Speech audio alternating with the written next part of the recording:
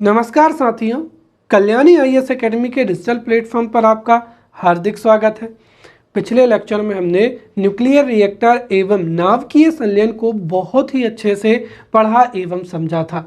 इस लेक्चर में हम अम्ल एवं क्षार को बहुत ही अच्छे से पढ़ेंगे एवं समझेंगे। तो शुरू करते हैं अम्ल या एसिड से।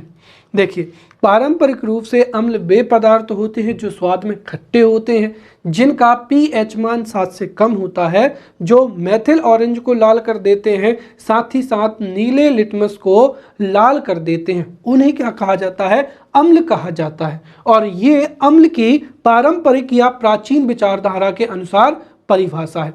आधुनिक विचारधारा के अनुसार आर्हेनियस का आयनिक सिद्धांत हो जाएगा, बॉर्नस्टेड लॉरी की परिभाषा हो जाएगी और लुईस परिभाषा हो जाएगी। अगर मुख्य परीक्षा में 3 नंबर में जो है प्रश्न पूछा जाता है तो हमें यहाँ पर इन तीनों में से एक डेफिनेशन लिखनी है, और 3 नंबर में जो सर्वाधिक प्रचलित परिभाषा है वो आर्हेनियस की परिभाषा है।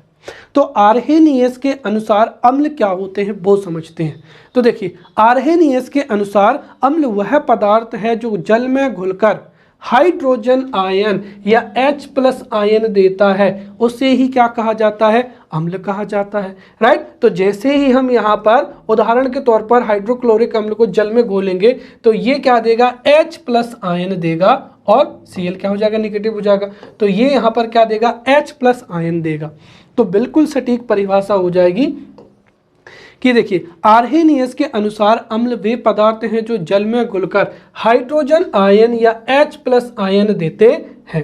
फिर बॉर्नस्टेड लॉरी के अनुसार क्या है? बॉर्नस्टेड लॉरी के अनुसार अम्ल वह अणु या आयन है, अम्ल वह अणु या आयन है जो प्रोटॉन देने की क्षमता रखता है। साथ ही लुईस परिभाषा या इसको ही क्या कहा जाता है? लुईस अम्ल कहा जाता है। तो लुईस के अनुसार अम्ल क्षार अभिक्रिया में अम्ल इलेक्ट्रॉन युग्म ग्रहण करता है। राइट। तो अम्ल क्षार अभिक्रिया में अम्ल इलेक्ट्रॉन युग्म ग्रहण करता है, अर्थात किसी अभिक्रिया में इलेक्ट्रॉन युग्म ग्रहण करने वाले अणु या आयन को ही क्या कहा जाता है? यहाँ पर अम्ल कहा जाता है। अम्लों के उदाहरण हो जाएंगे हाइड्रोक्लोरिक अम्ल हो जाएगा, सल्फ्यूरिक अम्ल हो जाएगा, राइट, नाइट्रिक अम्ल हो जाएगा, एसिटिक अम्ल हो जाएगा। ये सभी अम्लों के क्या हो जाएंगे? उदाहरण हो जाएंगे। राइट। चलिए, अब हम यहाँ पर अम्लों के जो है गुण पढ़ते हैं। ये भी 5 नंबर में सीधा सीधा प्रश्न पूछा जा सकता है कि अम्लों के गुण क्या होते हैं। राइट। अब जाहिर सी बात है, यहाँ पर जो मिथाइल ऑरेंज है या नीले लिटमस पत्र हैं, इनके बारे में भी हो सकता है 3 नंबर में या 5 नंबर में पूछ लिया जाए। तो हम यहाँ पर एक तरीके से जो है सूचक के बारे में देखेंगे। देखिए, कोई पदार्थ अम्ल है या नहीं है, या किसी विलयन में या कोई विलयन कितना अम्लीय है या कितना क्षारीय है, इसके बारे में दरअसल 2 पैमाने चलते हैं। एक तो पीएच मान के माध्यम से हम किसी भी विलयन की अम्लीयता या क्षारीयता का पता लगाते हैं, और पीएच जो वैल्यू है वो हमारे सिलेबस में है, जिसको हम डिटेल में आगे जाके पढ़ेंगे। राइट। दूसरा होता है सूचक। देखिए, सूचक वह पदार्थ होता है जो यह बताता है कि कोई पदार्थ अम्ल है या क्षारीय है। राइट। तो सूचक वह पदार्थ होता है जो बताता है कि कोई भी पदार्थ अम्ल है या क्षार है, उसी क्या कहा जाता है?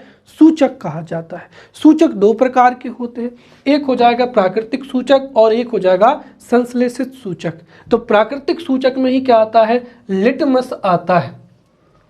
अब लिटमस होता क्या है? देखिए, लिटमस बैंगनी रंग का क्या है? एक रंजक होता है। तो लिटमस एक प्राकृतिक सूचक है जो कि लिटमस विलयन होता है, और लिटमस विलयन जो है बैंगनी रंग का कैसा होता है? रंजक होता है, जो कि थैलोफाइटा समूह के लाइकेन पौधे से प्राप्त किया जाता है। ये आप यहाँ पर बहुत अच्छे से याद रखेंगे। राइट। तो लिटमस प्राकृतिक सूचक होता है। राइट। और इसका जो विलयन है वो बैंगनी रंग का होता है, जो कि थैलोफाइटा समूह के लाइकेन पौधे से क्या होता है? निकाला जाता है। राइट। और जब जो लिटमस विलयन होता है, जब ये ना तो अम्लीय होता है और ना ही क्षारीय होता है, तब इसका रंग कैसा होता है? बैंगनी होता है। राइट। तो ये हो जाएगा प्राकृतिक सूचक, जिसमें क्या हो जाएगा, लिटमस हो जाएगा। इसके अलावा भी संश्लेषित सूचक हो जाएंगे। संश्लेषित सूचक ऐसे सूचक होते हैं जिनको प्रयोगशाला में तैयार किया जाता है और ये भी किसी पदार्थ की अम्लीयता या क्षारीयता के बारे में जानकारी देते हैं। जैसे क्या हो जाएगा, एक हो जाएगा मेथिल ऑरेंज हो जाएगा और दूसरा क्या हो जाएगा, फिनेप्थोलिन हो जाएगा, राइट। तो फिनेप्थेलिन जो है और मेथिल ऑरेंज ये हो जाएंगे संश्लेषित सूचक। तो अब हम यहाँ पर अम्लों के गुणों को पढ़ेंगे और जैसा कि मैंने कहा कि यहाँ से 5 नंबर के जो प्रश्न है वो मुख्य परीक्षा में पूछा जा सकता है। 2 तरीके से प्रश्न आ सकते हैं कि अम्लों के गुण कौन कौन से हैं लिखिए, या फिर अम्लों की विशेषताओं को समझाइए, या अम्लों की विशेषताओं को लिखिए। तो इन दोनों प्रश्नों के उत्तरों को हम यहाँ पर समझेंगे। तो अम्लों के गुणों को हम एक एक करके समझेंगे। पहला क्या हो जाएगा, अम्ल वे पदार्थ होते हैं जो स्वाद में खट्टे होते हैं, इनका पीएच मान 7 से क्या होता है, कम होता है। साथ ही साथ जो संश्लेषित सूचक है, राइट, मिथाइल ऑरेंज या जिसको मेथिल ऑरेंज भी कहते हैं, तो ये संश्लेषित सूचक मिथाइल ऑरेंज को क्या कर देते हैं, लाल कर देते हैं। साथ ही साथ प्राकृतिक सूचक है, राइट, लिटमस पत्र, तो ये संश्लेषित सूचक मिथाइल ऑरेंज को लाल कर देते हैं एवं नीले लिटमस पत्र को क्या कर देते हैं, लाल कर देते हैं, राइट। अगली विशेषता क्या है कि देखिए, जब अम्ल की क्षार से अभिक्रिया होती है तो उस अभिक्रिया को ही उदासीनीकरण अभिक्रिया कहते हैं और उसी उदासीनीकरण अभिक्रिया में लवण और क्या बनता है, जल बनता है। तो जब भी अम्ल की क्षार से अभिक्रिया होती है तो लवण बनेगा और क्या बनेगा, जल या वाटर बनेगा। फिर इनकी सबसे महत्वपूर्ण विशेषता है ये वाला पॉइंट जो कि आपको एग्जाम में मेंशन करना ही है। जो अम्ल हैं वो क्षयकारी या कैसे होते हैं, संचारक, कोरेसिव होते हैं।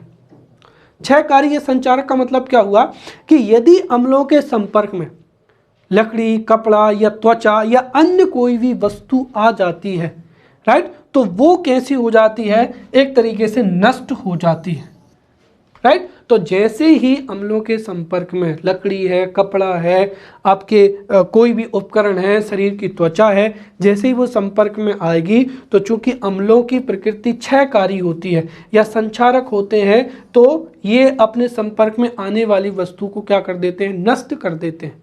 और यदि हमारी ह्यूमन जो स्किन है, अगर त्वचा अगर संपर्क में आती है तो त्वचा बहुत बुरी तरीके से झुलस जाती है और त्वचा के साथ साथ जो है हमारी मांसपेशियां, राइट, ये टिश्यूज हैं, वो भी क्या होते हैं, नष्ट हो जाते हैं। तो जीवों की त्वचा या जो मांसपेशियां हैं वो भी बुरी तरह क्या होती हैं, झुलस जाती हैं या जल जाती हैं, राइट। तो ये हो गए यहाँ पर अम्लों के गुण, राइट।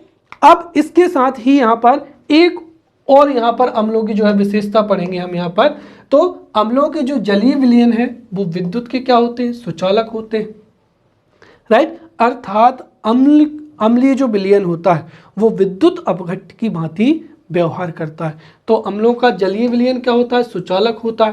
साथ ही साथ जब अम्ल धातुओं से क्रिया करते थे, ये तो हम पहले ही पढ़ चुके हैं कि जब अम्लों की धातुओं से अभिक्रिया होती है तो हाइड्रोजन गैस क्या होती है, मुक्त होती है। साथ ही साथ जो धातु ऑक्साइड होते हैं, राइट, धातु ऑक्साइड, जब किसी अम्ल की धातु ऑक्साइड से अभिक्रिया होती है तो लवण एवं क्या बनता है, जल बनता है, राइट। धातुओं से अभिक्रिया होने पर हाइड्रोजन गैस मुक्त होती है और धातु ऑक्साइड से अभिक्रिया होने पर लवण एवं क्या बनता है, जल बनता है। साथ ही साथ जो धातु कार्बोनेट है उनसे जब अभिक्रिया होती है तो लवण बनता है, कार्बन डाइऑक्साइड बनता है और क्या होता है, जल बनते हैं, राइट। जैसे उदाहरण के तौर पर यहाँ पर ये हो जाएगा, राइट। तो ये ध्यान रखें, धातुओं से जब अभिक्रिया होगी तो हाइड्रोजन गैस निकलेगी और धातु कार्बोनेटों से जब अभिक्रिया होती है तो कार्बन डाइऑक्साइड गैस निकलती है, राइट। जैसे NO2CO3,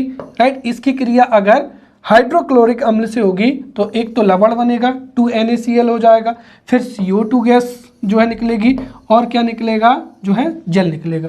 तो ये इतनी जो परिभाषाएं हो जाएंगी ये अम्लों के गुण हैं और यही अम्लों की क्या है, विशेषताएं, राइट। अब हम पढ़ते हैं यहाँ पर अम्लों के प्रकार। और ये प्रश्न भी 5 नंबर में भी पूछा जा सकता है, 3 नंबर में भी पूछा जा सकता है और 5 नंबर में भी पूछा जा सकता है। राइट, हो सकता है कि यहाँ पर आपसे 3 नंबर में पूछ ले कि कोई सा भी जैसे अम्ल है, राइट, ऑक्सी अम्लों की परिभाषा लिखिए, राइट, या फिर हो सकता है कि 3 नंबर में टिप्पणी पूछ ली जाए हाइड्रोजनी अम्ल क्या होते हैं या ऑक्सी अम्ल क्या होते हैं, या 5 नंबर में पूछ लिया जाए कि प्रबल अम्ल क्या हैं या प्रबल अम्ल कौन कौन से होते हैं, उनकी विशेषताएं बताइए, राइट, या फिर दुर्बल अम्लों को समझाइए, या फिर हो सकता है 11 नंबर में पूरा का पूरा प्रश्न पूछ लिया जाए कि अम्ल के विभिन्न प्रकारों को लिखिए। तो हम यहाँ पर अम्ल के जो विभिन्न प्रकार हैं उनको बहुत अच्छे से पढ़ेंगे। अगर 11 नंबर का ये प्रश्न मुख्य परीक्षा में आता है तो सबसे पहले हम आर्हीनियस की परिभाषा लिखेंगे और इंट्रोडक्शन में अम्ल की परिभाषा देकर फिर अम्ल के जो विभिन्न प्रकार हैं उनको हम क्रमबद्ध तरीके से समझाते चलेंगे। राइट, तो अम्लों के विभिन्न प्रकार में सबसे पहला हो जाएगा हाइड्रोजनी अम्ल हो जाएगा। साइंस कई बार क्या होती है कि अगर आपने जो भी बेसिक टर्मिनोलॉजी है उसको भी अगर आपने अच्छे से समझ लिया तो पूरी परिभाषा आपको याद हो जाती है। क्या लिखा है? हाइड्रोजनी अम्ल। तो हाइड्रोजनी अम्ल का मतलब क्या हुआ कि देखिए ऐसे अम्ल जिनमें हाइड्रोजन परमाणु उपस्थित होता है, राइट, और जिनमें ऑक्सीजन परमाणु अनुपस्थित होता है। तो ऐसे अम्ल जिसमें हाइड्रोजन परमाणु उपस्थित तथा ऑक्सीजन परमाणु अनुपस्थित, ये दोनों को लिखना जरूरी है, क्योंकि अगर आपने ये नहीं लिखा तब भी वो परिभाषा अधूरी रहेगी। तो ऐसे अम्ल जिनमें हाइड्रोजन परमाणु उपस्थित होता है परंतु ऑक्सीजन परमाणु अनुपस्थित होता है, उन्हें ही क्या कहा जाता है? हाइड्रोजनी अम्ल या हाइड्रोजेनिक एसिड कहा जाता है। राइट, उदाहरण के लिए क्या हो जाएगा? हाइड्रोक्लोरिक अम्ल हो जाएगा, हाइड्रो जो है रासायनिक अम्ल हो जाएगा, हाइड्रोब्रोमिक अम्ल हो जाएगा। क्लियर? दूसरा हो जाएगा यहाँ पर ऑक्सी अम्ल, राइट, ऑक्सी एसिड। तो ऐसे अम्ल जिनमें ऑक्सीजन एवं हाइड्रोजन दोनों ही परमाणु उपस्थित होते हैं। बिल्कुल सीधी सी परिभाषा है कि ऐसे अम्ल जिनमें हाइड्रोजन परमाणु उपस्थित होता है परंतु ऑक्सीजन परमाणु अनुपस्थित होता है, वो हाइड्रोजनी अम्ल हो जाएंगे। और अगर आप देखें तो यहाँ पर डेफिनेशन में अगर आपको देखें तो यहाँ पर हाइड्रोजन आपको ये दिख रहा है, ऑक्सीजन का परमाणु दिख रहा है क्या? नहीं दिख रहा है। राइट, और ऐसे अम्ल जिसमें ऑक्सीजन व हाइड्रोजन दोनों के परमाणु होते हैं उन्हें ऑक्सी अम्ल कहा जाता है। जैसे क्या हो जाएगा? H2SO4, ये हाइड्रोजन परमाणु रहा और ये ऑक्सीजन का परमाणु रहा। राइट, तो जिनमें ऑक्सीजन एवं हाइड्रोजन दोनों के परमाणु मौजूद होते हैं उन्हें ऑक्सी अम्ल कहते हैं। जैसे सल्फ्यूरिक अम्ल हो जाएगा, नाइट्रिक अम्ल हो जाएगा, राइट, कार्बोनिक अम्ल हो जाएगा H2CO3। राइट, और ध्यान रहे ये इन चीज़ों को आप विशेष रूप से ध्यान रहे कि कौन से अम्ल में कितना जो है अपर और कितना लोअर है। अगर आपने यहाँ पर H2CO4 कर दिया या HNO2 कर दिया तो कई बार ये इससे भी जो गलतियाँ हैं वो मुख्य परीक्षा में आसानी से पकड़ में आ जाएंगी। राइट, अब हम देखते हैं यहाँ पर प्रबल अम्ल। प्रबल अम्ल क्या होता है? देखिए ऐसे अम्ल जो जल में पूर्णतः विलय होते हैं, अर्थात जब इनको जल में घोला जाता है तो वो बहुत अधिक मात्रा में H+ आयन देते हैं, उन्हें ही क्या कहते हैं?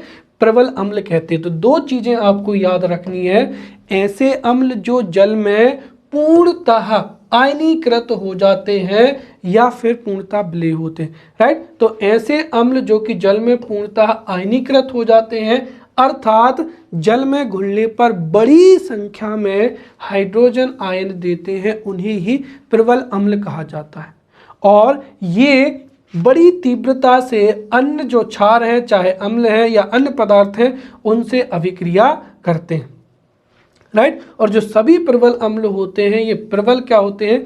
विद्युत अपघट्ट होते हैं, अर्थात प्रबल अम्लों के जलीय विलयन में से विद्युत धारा आसानी से प्रवाहित हो जाती है। राइट, उदाहरण के तौर पर अगर हम देखें तो जो जितने भी खनिज अम्ल होते हैं, राइट, सभी खनिज अम्ल, राइट, जो सभी खनिज अम्ल होते हैं उनमें से अगर हम दो को छोड़ दें, एक कौन सा हो जाएगा? कार्बोनिल अम्ल हो जाएगा H2CO3 एवं सल्फ्यूरस अम्ल हो जाएगा H2SO3। मैं इसकी बात कर रहा था, ध्यान रखिए H2SO4 होता है सल्फ्यूरिक अम्ल और H2SO3 होता है सल्फ्यूरस अम्ल, राइट। तो कार्बोनिल अम्ल एवं सल्फ्यूरस अम्ल को छोड़कर अन्य सभी खनिज अम्ल, कौन से सभी खनिज अम्ल क्या होते हैं, प्रबल अम्ल होते हैं। जैसे उदाहरण के तौर पर हाइड्रोक्लोरिक अम्ल हो जाएगा, राइट, सल्फ्यूरिक अम्ल हो जाएगा। तो ध्यान रहे H2SO4 प्रबल अम्ल है, जबकि सल्फ्यूरस अम्ल जो है ये प्रबल अम्ल नहीं होता है। और नाइट्रिक अम्ल, तो हाइड्रो HCl, H2SO4, HNO3 ये किस में आते हैं, प्रबल अम्ल में आते हैं। अब हो जाएगा यहाँ पर दुर्बल अम्ल। तो देखिए ऐसे अम्ल जो जल में आंशिक रूप से आयनीकृत होते हैं, अर्थात जल में घुलने पर कम मात्रा में हाइड्रोजन आयन देते हैं, तो उन्हें क्या कहा जाता है, दुर्बल अम्ल। तो ऐसे अम्ल जो आंशिक रूप से ही आयनीकृत होते हैं और कम मात्रा में हाइड्रोजन आयन देते हैं, उन्हें ही क्या कहा जाता है, दुर्बल अम्ल कहा जाता है। और दुर्बल अम्लों की जब अन्य पदार्थों से अभिक्रिया होती है तो अभिक्रिया की दर कैसी होती है, मंद होती है। और जितने भी कार्बनिक अम्ल होते हैं जिसमें कार्बन का परमाणु व्यवस्थित या मुख्य रूप से उपस्थित होता है, तो जितने भी खनिज अम्ल हैं, ध्यान रहे, जितने भी खनिज अम्ल होते हैं वो क्या होते हैं, प्रबल अम्ल होते हैं। और वो कार्बनिक जो अम्ल हैं वो कैसे होते हैं, दुर्बल अम्ल होते हैं। जैसे एसिटिक अम्ल हो जाएगा, फार्मिक अम्ल हो जाएगा, सिट्रिक अम्ल हो जाएगा, टाइट्रिक अम्ल हो जाएगा, कार्बोनिक अम्ल हो जाएगा। तो सभी जो कार्बनिक अम्ल हैं ये दुर्बल अम्ल होते हैं, राइट। अब हम यहाँ पर समझते हैं कुछ महत्वपूर्ण अम्ल और उनके उपयोग। यहाँ से 3 नंबर में प्रश्न पूछे जाने की सबसे अधिक संभावना है। जैसे हो सकता है कि सल्फ्यूरिक अम्ल के बारे में 3 नंबर में आपसे प्रश्न पूछ लिया जाए, या हो सकता है कि किसी अम्ल से जो है 5 नंबर का प्रश्न भी पूछा जा सकता है कि सल्फ्यूरिक अम्ल क्या होता है, राइट, इसका उपयोग लिखिए।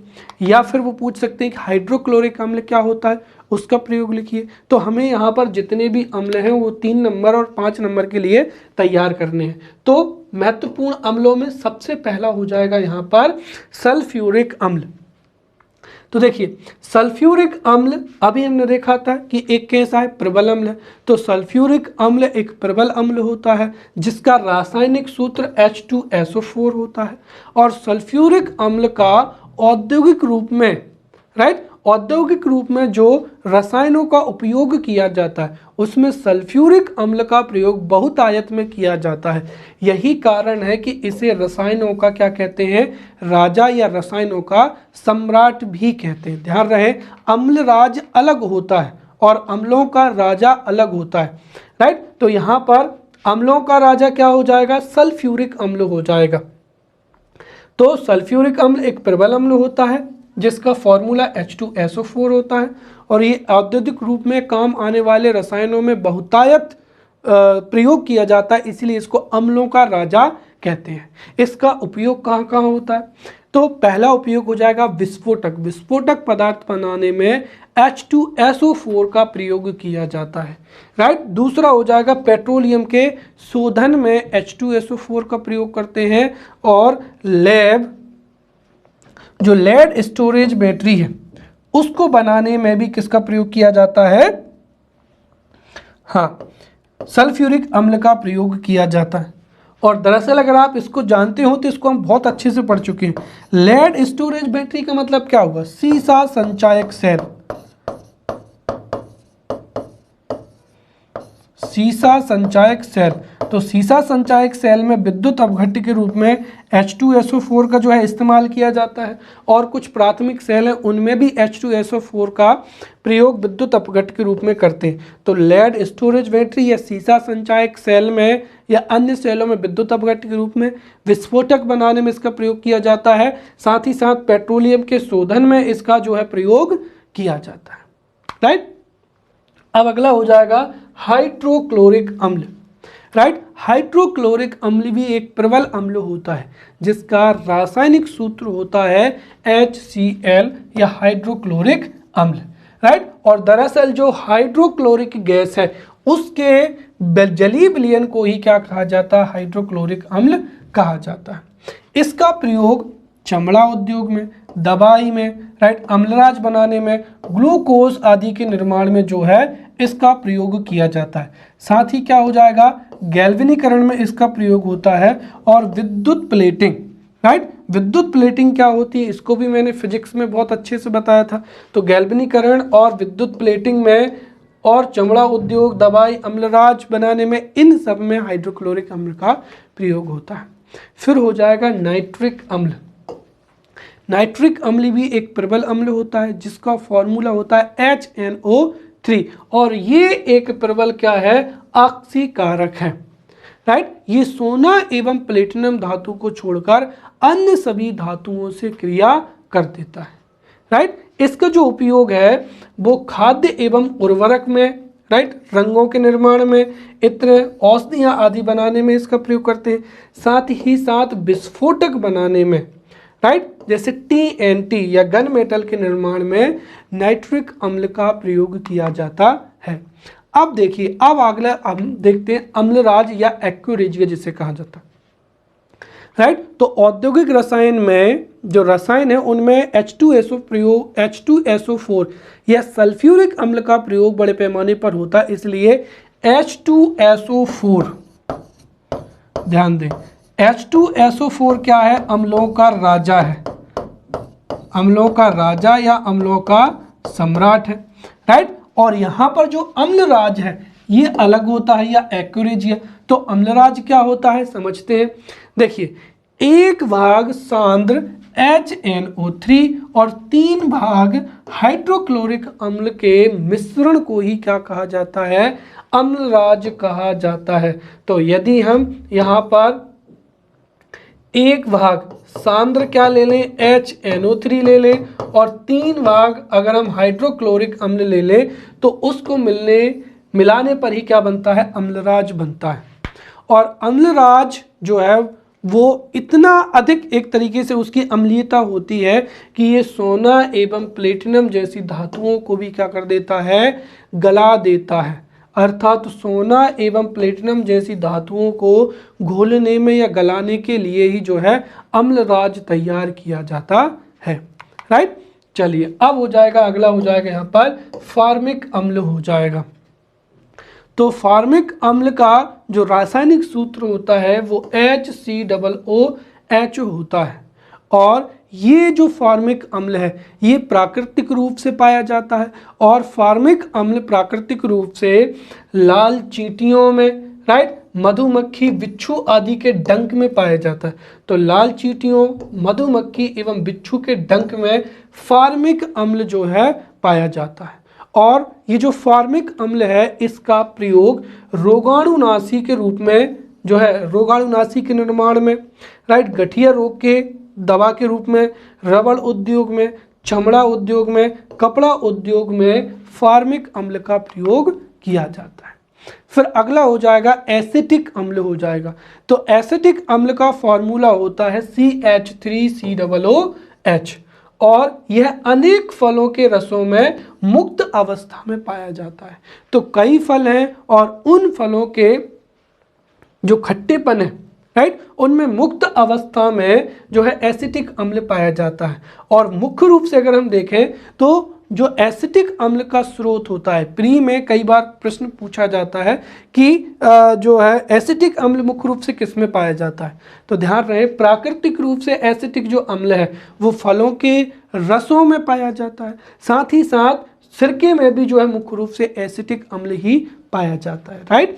अब इसका उपयोग अगर हम देखें तो जो सेल्यूलोज एसीटेट है, सेल्यूलोज एसीटेट के रूप में फोटोग्राफिक फिल्म में एसिटिक अम्ल का प्रयोग किया जाता है। साथ ही साथ रेयान के निर्माण में एवं खाने के अचार आदि खाद्य पदार्थों के परिरक्षण में किसका प्रयोग किया जाता है, एसिटिक अम्ल का प्रयोग किया जाता है।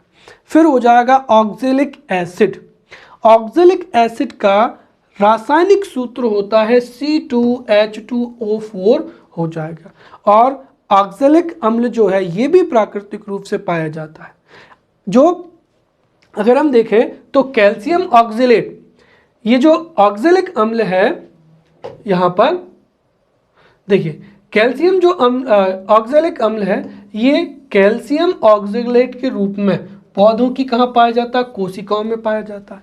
तो ऑक्जेलिक अम्ल प्राकृतिक रूप से कैल्शियम ऑक्जेलेट के रूप में पौधों की कोशिकाओं में ही पाया जाता है। साथ ही साथ ये कुछ मात्रा में मूत्र में भी पाया जाता है, राइट। और ऑक्जेलिक अम्ल के बारे में भी आपने सुना होगा कि जब कभी, राइट, ह्यूमन किडनी में या गुर्दे में, राइट, किडनी में जब कभी भी कैल्शियम ऑक्जेलेट जो है एकत्रित हो जाता है तो उसे ही किडनी स्टोन कहा जाता है या पथरी कहा जाता है।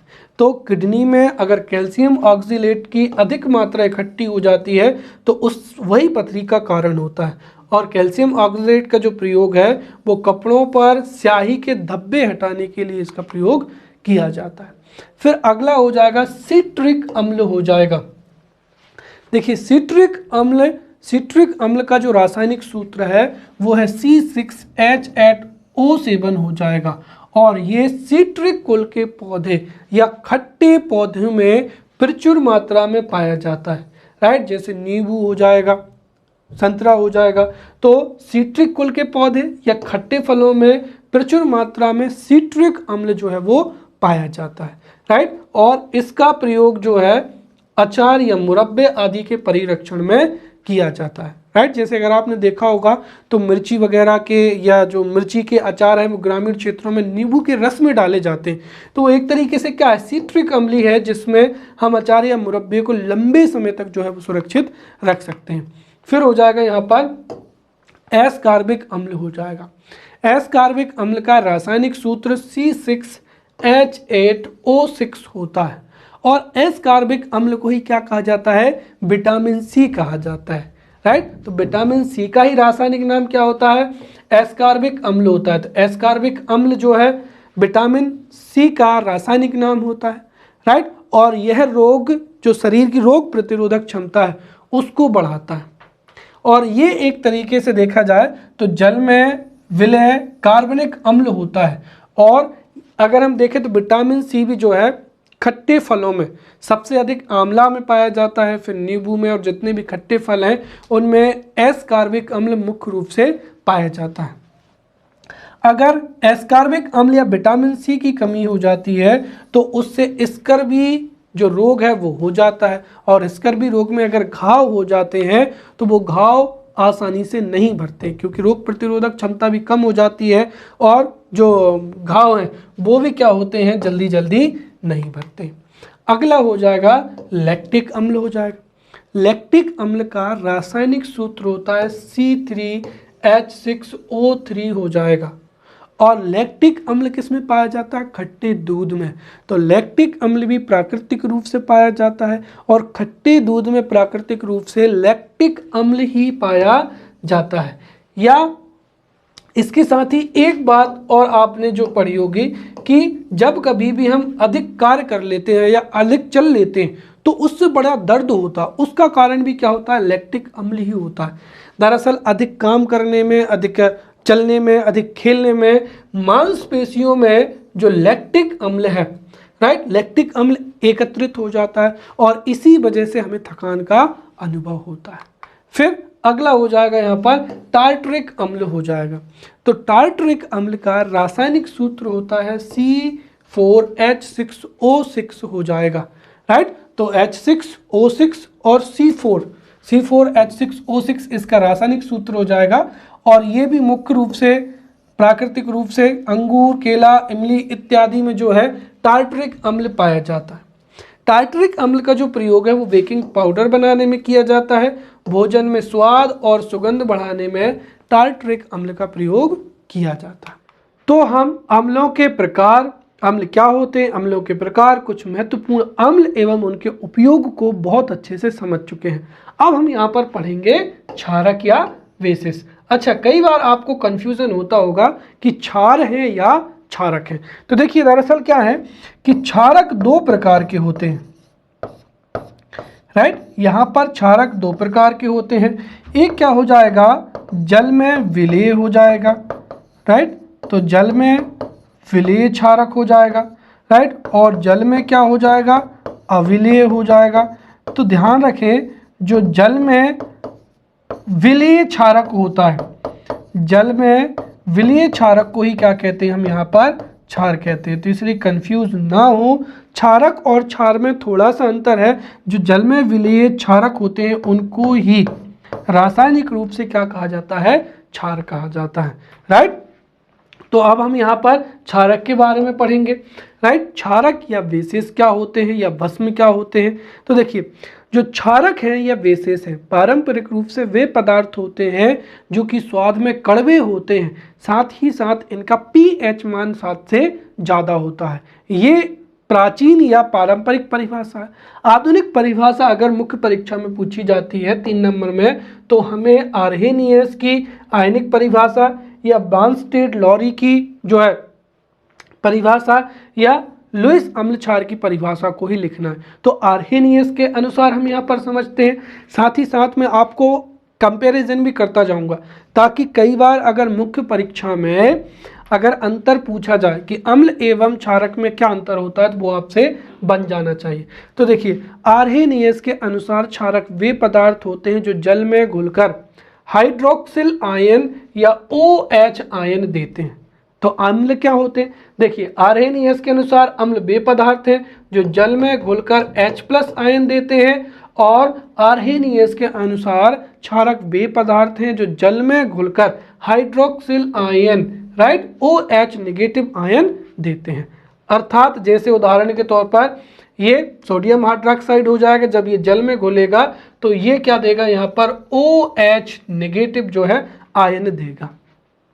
साथ ही साथ ब्रांस्टेड लॉरी के अनुसार क्षारक वे अणु या आयन होते हैं जो प्रोटॉन लेने की क्षमता रखते हैं।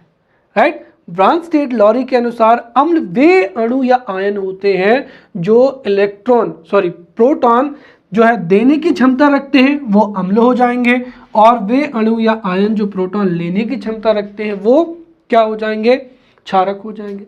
अब लुईस परिभाषा के देखें तो लुईस के अनुसार अम्ल क्षार अभिक्रिया में क्षार इलेक्ट्रॉन युग्म जो है वो दान करता है। अर्थात अम्ल क्षार अभिक्रिया में वह पदार्थ जो इलेक्ट्रॉन युग्म क्या करता है, दान करता है, या इलेक्ट्रॉन युग्म दाता पदार्थ को ही क्या कहते हैं, हम यहाँ पर क्षारक कहते हैं। उदाहरण के तौर पर क्या हो जाएगा, कैल्शियम हाइड्रोक्साइड हो जाएगा, सोडियम हाइड्रोक्साइड हो जाएगा, राइट, अमोनियम हाइड्रोक्साइड इत्यादि। अब यहाँ पर हम क्षारकों के गुण पढ़ेंगे, और ये भी 5 नंबर में पूछा जा सकता है, राइट, कि क्षारक के जो गुण हैं, राइट, क्षारक के गुणों के बारे में लिखिए या क्षारकों की विशेषताएं समझाइए। राइट, तो यहाँ पर कैरेक्टरिस्टिक्स ऑफ बेसिस या क्षारकों के गुण, क्षारकों की विशेषताएं, ये 5 नंबर में पूछा जा सकता है, जिसको हम बहुत ही अच्छे से यहाँ पर समझेंगे। तो सबसे पहली विशेषता क्या है, वो ये है कि क्षारक जो है वो स्वाद में कैसे होते हैं, कड़वे होते हैं, और इनका pH मान जो है 7 से क्या होता है, अधिक होता है। राइट, तो क्षारक का जो pH मान है, इनका pH मान जो है वो 7 से क्या होता है, अधिक होता है। राइट, जब इनको हम छूते हैं तो क्षारकों को छूने पर ये साबुन जैसे चिकने प्रतीत होते हैं, और स्वाद में ये कैसे होते हैं, कड़वे होते हैं। साथ ही साथ क्षार के जलीय विलयन से विद्युत प्रवाहित करने पर विद्युत धारा का प्रवाह हो जाता है, अर्थात ये विद्युत अपघट्ट की तरह भी कार्य करते हैं, या क्षारक इलेक्ट्रोलाइट की तरह कार्य करते हैं। राइट, वहीं धातुओं के साथ अभिक्रिया करके ये लवण एवं क्या देते हैं, हाइड्रोजन गैस देते हैं। राइट, तो अम्ल हो या क्षार हो, धातुओं के साथ अभिक्रिया करके लवण एवं हाइड्रोजन गैस देते हैं। अधातु जो ऑक्साइड हैं उनसे अभिक्रिया करके लवण एवं जड़ बनाते हैं। साथ ही साथ ये 3 चीजें आप ध्यान रखना कि हमने देखा था कि एक तो प्राकृतिक सूचक हो जाएगा लिटमस, तो ये लिटमस को नीला कर देते हैं। ध्यान रखें, जो अम्ल है वो नीले लिटमस विलयन को लाल कर देते हैं, जबकि क्षारक जो है वो लिटमस को क्या कर देते हैं, नीला कर देते हैं। साथ ही साथ जो फिनेप्थेलिन है उसको गुलाबी कर देते हैं, और मिथाइल ऑरेंज को पीला कर देते हैं। अम्ल से अगर आप कंपेयर करेंगे तो अम्ल लिटमस को लाल कर देते हैं, मिथाइल ऑरेंज को भी क्या कर देते हैं, लाल कर देते हैं। लेकिन यहाँ पर जो क्षारक है वो लिटमस को नीला करते हैं और मिथाइल ऑरेंज को पीला कर देते हैं और फिनाइलफ्थैलीन को गुलाबी रंग का जो है वो क्षारक कर देते हैं। अब हम यहाँ पर क्षारकों के प्रकार पढ़ेंगे, जैसे हमने अम्लों के प्रकार पढ़े थे। तो यहाँ से भी 11 नंबर का प्रश्न पूछा जाता है कि क्षार को परिभाषित करते हुए क्षार के विभिन्न प्रकारों को लिखिए। तो इस प्रश्न का उत्तर लिखते समय सबसे पहले हम क्षार को परिभाषित करेंगे, राइट, और उसके बाद में क्षार के जितने भी प्रकार हैं उनको हम क्रमबद्ध तरीके से जो है वो उत्तर में लिखते चलेंगे। सबसे पहला क्या हो जाएगा, प्रबल क्षार हो जाएगा और इसकी परिभाषा भी बिल्कुल प्रबल अम्ल जैसी ही है, राइट। तो ऐसे क्षार जो पूर्ण में, राइट, ऐसे क्षार जो जल में पूर्णतः विलेय होते हैं, राइट, उनको क्या कहते हैं, हम प्रबल क्षारक कहते हैं, राइट। तो हमने क्या देखा था कि ऐसे अम्ल जो जल में पूर्णतः आयनीकृत हो जाते हैं वो प्रबल अम्ल होते हैं और ऐसे क्षारक जो जल में पूर्णतः विलेय होते हैं उनको ही क्या कहा जाता है, प्रबल क्षारक कहा जाता है। और ये जैसे ही जल में विलेय होते हैं तो ये हाइड्रोक्साइड आयन क्या करते हैं, उत्पन्न करते हैं और वो भी अधिक मात्रा में। तो बिल्कुल वही परिभाषा है, ऐसे क्षारक जो जल में पूर्णतः विलेय होते हैं और जल में घुलने पर अधिक मात्रा में, राइट, हाइड्रोक्सिल या hydroxide ion OH negative ion उत्पन्न करते हैं, उन्हें ही प्रबल क्षारक कहते हैं। जैसे उदाहरण पर सोडियम हाइड्रोक्साइड हो जाएगा, पोटेशियम हाइड्रोक्साइड हो जाएगा, फिर हो जाएंगे दुर्बल क्षारक। इसकी भी बिल्कुल सीधी सी परिभाषा है,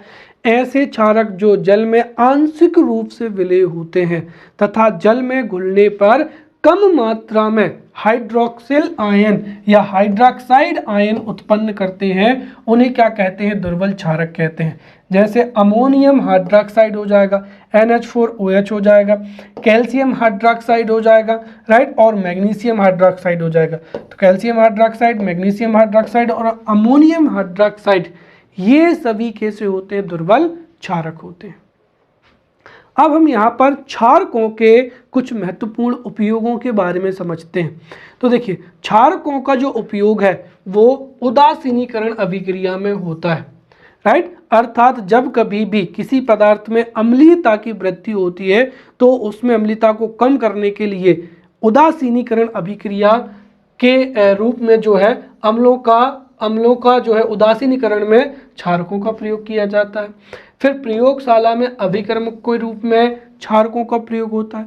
साथ ही साथ लवण के निर्माण में, क्योंकि लवण का निर्माण उदासीनीकरण अभिक्रिया में ही होता है, तो जब अम्ल एवं लवण अभिक्रिया करेंगे तभी जो है लवण का निर्माण होगा।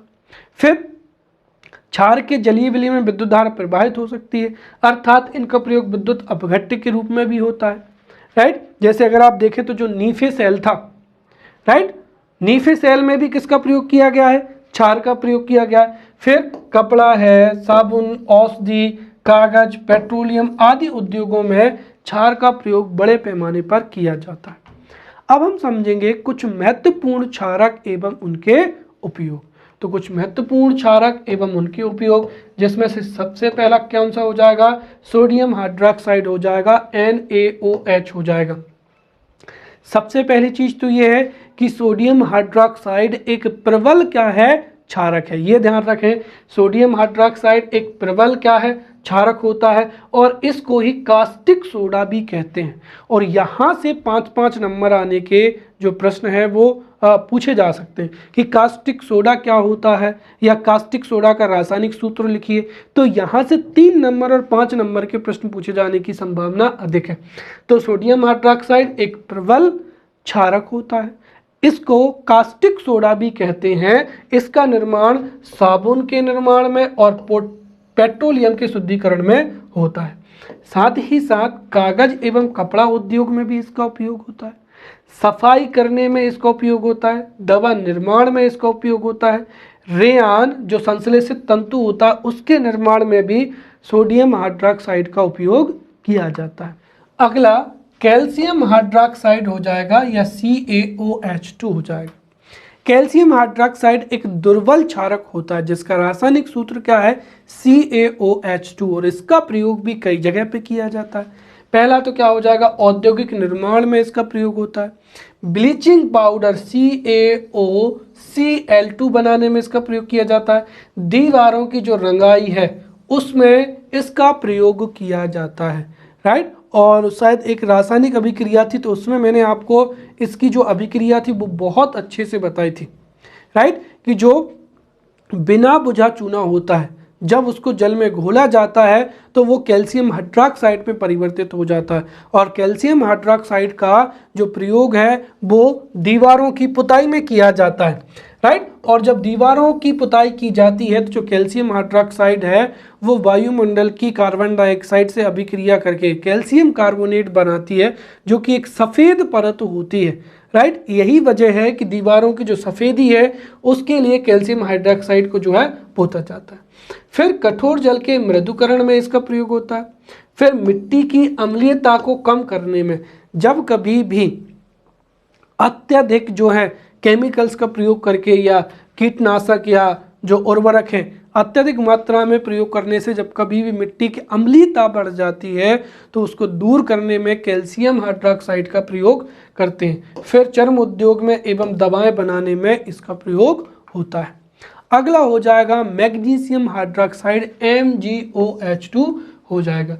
तो मैग्नीशियम हाइड्रॉक्साइड एक दुर्बल क्या है, क्षारक है, और मैग्नीशियम हाइड्रॉक्साइड का प्रयोग पेट की अम्लीयता को दूर करने में किया जाता है। ध्यान रखें, जब कभी भी अम्लीयता अधिक हो जाती है तो डॉक्टर मैग्नीशियम हाइड्रॉक्साइड सजेस्ट करता है। तो पेट की अम्लीयता को दूर करने में मैग्नीशियम हाइड्रॉक्साइड का प्रयोग करते हैं। अम्ल विषाक्तता, फूड पॉइजनिंग को दूर करने में भी मैग्नीशियम हाइड्रॉक्साइड का प्रयोग किया जाता है। साथ ही साथ चीनी उद्योग में भी मैग्नीशियम हाइड्रॉक्साइड का प्रयोग करते हैं। फिर अगला हो जाएगा पोटेशियम हाइड्रॉक्साइड। ध्यान रहे, पोटेशियम हाइड्रॉक्साइड एक प्रबल क्या है, क्षारक होता है, जिसका निर्माण साबुन निर्माण में होता है, राइट। या जो सॉफ्ट साबुन होते हैं या मुलायम साबुन के निर्माण में पोटेशियम हाइड्रॉक्साइड का प्रयोग किया जाता है। साथ ही साथ SO2 CO2 आदि गैसों के जो अवशोषण है उसमें भी पोटेशियम हाइड्रॉक्साइड का प्रयोग होता है। फिर क्या हो जाएगा, कैल्शियम ऑक्साइड हो जाएगा CaO। जो कैल्शियम ऑक्साइड है उसका प्रयोग ब्लीचिंग पाउडर, कास्टिक सोडा के औद्योगिक निर्माण में प्रयोग किया जाता है। साथ ही साथ जो कैल्शियम ऑक्साइड होता है CaO, राइट, इसका प्रयोग जो तंबाकू है तंबाकू के साथ में खाने के रूप में इस्तेमाल किया जाता है, राइट। और जो जल योजित कैल्शियम ऑक्साइड होता है या जिसको हमने अभी पढ़ा था कैल्शियम हाइड्रॉक्साइड, तो दरअसल दीवारों की जो पुताई है उसमें कैल्शियम हाइड्रॉक्साइड का प्रयोग किया जाता है, राइट। हाँ, कैल्शियम जुड़ाई जो है दीवारों की जुड़ाई में जो है कैल्शियम ऑक्साइड का प्रयोग किया जाता है। फिर अगला हो जाएगा मैग्नीशियम ऑक्साइड MgO। तो औषधि एवं रबड़ के निर्माण में मैग्नीशियम ऑक्साइड का जो है प्रयोग किया जाता है। अब जो है अगले लेक्चर में लवण के बारे में पढ़ेंगे, लेकिन हो सकता है कि 5 नंबर में यहाँ पर अम्ल एवं क्षारों के जो रासायनिक गुण है वो भी पूछे जा सकते हैं, राइट। हो सकता है कि प्रश्न पूछ लिया जाए कि अम्लों के रासायनिक गुणों को लिखिए या क्षारकों के रासायनिक गुणों को लिखिए, या फिर प्रश्न 5 नंबर में पूछा जा सकता है कि अम्ल एवं क्षार के रासायनिक गुण कौन कौन से होते हैं। अगर एक तो प्रश्न पूछा जाए तो हमने देखा था कि जो क्षारक हैं, क्षारक के हमने यहाँ पर विशेषताएं पढ़ी थी, तो क्षारक के सामान्य गुण या विशेषताएं ये है। लेकिन अगर मुख्य परीक्षा में रासायनिक गुण पूछा जाता है तो हमें वहाँ पर जो जितने भी रासायनिक गुण हैं उनको विधिवत तरीके से लिखना है। तो अम्ल एवं क्षारों के जो रासायनिक गुण हैं उनको हम समझेंगे, जिनमें से कुछ को तो हम पहले ही पढ़ चुके हैं। सबसे पहला क्या हो जाएगा, अम्ल एवं क्षार की धातु के साथ अभिक्रिया। तो हमें पता है कि जब कभी भी अम्ल की धातु के साथ में अभिक्रिया होती है तो लवण बनता है एवं हाइड्रोजन गैस बनती है, अर्थात धातुएं अम्लों से हाइड्रोजन का क्या करती हैं, विस्थापन कर देती हैं। और जब कभी भी धातुओं की अम्ल से अभिक्रिया होती है, राइट, तो एक जो है यौगिक बनता है, साथ ही साथ क्या बनता है, जो यौगिक बनता है उसको क्या कहते हैं, लवण कहते हैं। तो जब कभी भी अम्ल से धातु की अभिक्रिया होगी तो लवण बनेगा और हाइड्रोजन गैस मुक्त होगी। उसी तरीके से जब क्षार की धातु से अभिक्रिया होगी, राइट, तो वहां पर क्या होगा, लवण बनेगा और हाइड्रोजन गैस मुक्त होगी। तो बिल्कुल सीधी सी परिभाषा है या सीधा सा गुण है, जब कभी भी अम्ल की या क्षार की धातु से अभिक्रिया होती है तो लवण एवं क्या बनता है, हाइड्रोजन गैस जो है वो उत्सर्जित होती है। फिर धातु कार्बोनेट या धातु हाइड्रोजन कार्बोनेट की अम्ल के साथ में अभिक्रिया। तो देखिए, जब कभी भी अम्ल की धातु कार्बोनेट या धातु हाइड्रोजन कार्बोनेट के साथ में अभिक्रिया होती है तो उससे क्या बनता है, लवण बनता है और कार्बन डाइऑक्साइड बनता है, राइट। फिर अम्ल एवं क्षार की परस्पर अभिक्रिया। देखिए, जब अम्ल की क्षार से परस्पर अभिक्रिया होती है तो उस अभिक्रिया को ही क्या कहते हैं, उदासीनीकरण अभिक्रिया कहते हैं। और उदासीनीकरण जो अभिक्रिया है इससे ही लवण एवं क्या बनते हैं, जल बनते हैं। तो लवण एवं जल का जो निर्माण है वो अम्ल एवं क्षार की उदासीनीकरण अभिक्रिया में बनता है। और ये जो उदासीनीकरण अभिक्रिया है ये एक कैसी है, ऊष्माक्षेपी अभिक्रिया है, अर्थात इसमें भारी मात्रा में जो है ऊर्जा निकलती है। इसलिए उदासीनीकरण अभिक्रिया को भी बहुत ही सावधानी से संपन्न कराया जाता है, क्योंकि अगर आपने एक प्रबल अम्ल को जो है प्रबल अम्ल को किसी क्षार के साथ में मिला दिया और उदासीनीकरण अभिक्रिया अगर बहुत तेजी से हुई तो हो सकता है आप दुर्घटनाग्रस्त भी हो सकते हैं। आप तनुकरण को समझते हैं, साथ ही साथ एक 5 नंबर का प्रश्न भी जो है मुख्य परीक्षा में पूछा जा सकता है। वो ये है कि क्या कारण है कि अम्ल को जल में धीरे धीरे मिलाया जाता है, ना कि अम्ल में जल को। समझाइए। और ये प्रश्न बहुत बार एनसीईआरटी में या बोर्ड में मुख्य परीक्षा, बोर्ड की जो परीक्षा होती है उनमें पूछा जाता है। तो यहाँ पर भी इसके प्रश्न पूछे जाने की क्या होती है, संभावना होती है। तो सबसे पहले हम यहाँ पर तनुकरण को समझेंगे और फिर जो मेरा प्रश्न था वो भी मैं आपको समझाऊंगा। तनुकरण क्या होता है, देखिए, जब कभी जल में हम अम्ल या क्षारक मिलाते हैं, राइट, तो सामान्य रूप से जल में अम्ल या क्षार की मिलाने की प्रक्रिया को ही क्या कहा जाता है, तनुकरण कहा जाता है या डाइल्यूशन कहा जाता है। तो जल में अम्ल या क्षारक मिलाने पर, राइट, अम्ल को मिलाएंगे तो H+ आयन और क्षार को मिलाएंगे तो OH- आयन की सांद्रता में प्रति इकाई आयतन में क्या होगी, कमी होती चली जाएगी। तो जल में अम्ल या क्षार मिलाने पर, राइट, H+ या OH- आयन की सांद्रता में प्रति इकाई आयतन में कमी होती जाती है। इस प्रक्रिया को ही क्या कहते हैं, तनुकरण कहते हैं। और तनुकरण की प्रक्रिया जो है वो अत्यंत ऊष्माक्षेपी होती है, अर्थात तनुकरण की प्रक्रिया में अधिक मात्रा में ऊष्मा उत्पन्न होती है। यही वजह है कि हम अम्ल को धीरे धीरे जल में मिलाते हैं। क्यों? क्योंकि जल की विशिष्ट ऊष्मा अधिक होती है, इसीलिए जैसे ही ऊष्मा निकलती है तो जल उसको आसानी से क्या कर लेता है, अवशोषित कर लेता है। तो जल की विशिष्ट ऊष्मा धारिता जो है वो अधिक होती है। तो जल की विशिष्ट ऊष्मा धारिता अधिक होने की वजह से ही हम जो है अम्ल को जल में धीरे धीरे मिलाते हैं, ताकि जल जो ऊष्मा है उसको अवशोषित कर लेता है। परंतु यदि हमने अम्ल में क्या कर दिया, जल मिला दिया, जैसे एक बीकर में क्या है, काफ़ी मात्रा में अम्ल है और उसमें आपने थोड़ा सा क्या मिला दिया, जल मिला दिया, तो उससे बहुत अधिक मात्रा में ऊष्मा क्या होगी, उत्पन्न होगी। तो उस स्थिति में या तो जो है दुर्घटना हो सकती है, इसीलिए जो है अम्ल को धीरे धीरे जल में मिलाते हैं, ना कि अम्ल में जल को मिलाया जाता है। अब हमारा जो हम पढ़ रहे थे यहाँ पर